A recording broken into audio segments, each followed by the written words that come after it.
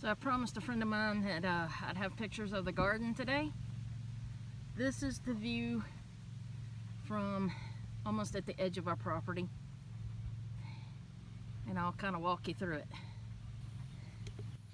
Alright, we built our second raised bed down here at the garden where we're going to have strawberry permanently. And we've also planted some asparagus. Of course, the asparagus should not be ready for harvest for about 2 years, and we're just now getting germination. But we are getting some strawberries already. Right at this edge, we've got 3 rows of corn. We have silver queen and sweet corn. Then we've used our old tomato cages for our various bell peppers. Got various colors. Okay, and then we have some zucchini. Right next to that, of course, we have some squash. We have to have yellow squash. Then we have various tomatoes, as well as our newfangled tomato cages. Now, Doug made these farm fencing. He bent it, he cut it, bent it, and they're zip tied together. So when you take them down, they can store flat for easy storage, and they should last for years. We still have a few tomato plants to put in cages. And I'm trying my basil down here. I don't usually do herbs down here, but I'm giving it a go.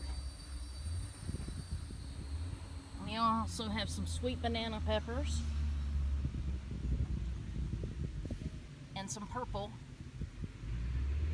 beauty bell peppers. Okay, on this row we have some okra, which of course I told my husband I will not pick.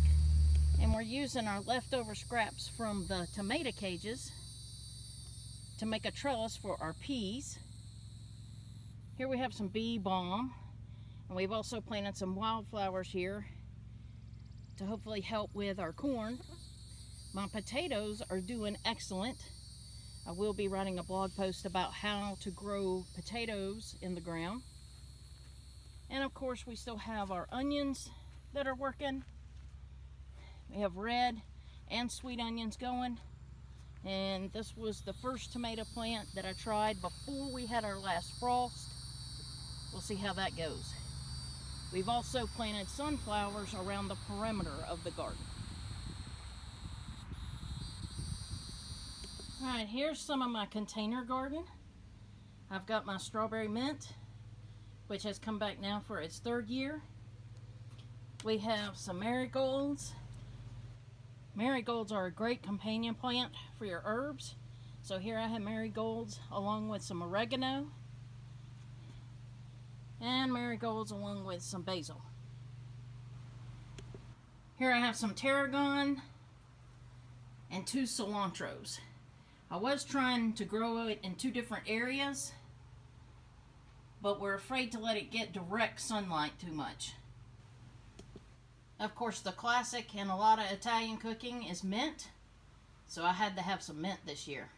Make sure you grow mint in a very big pot, as it is very invasive.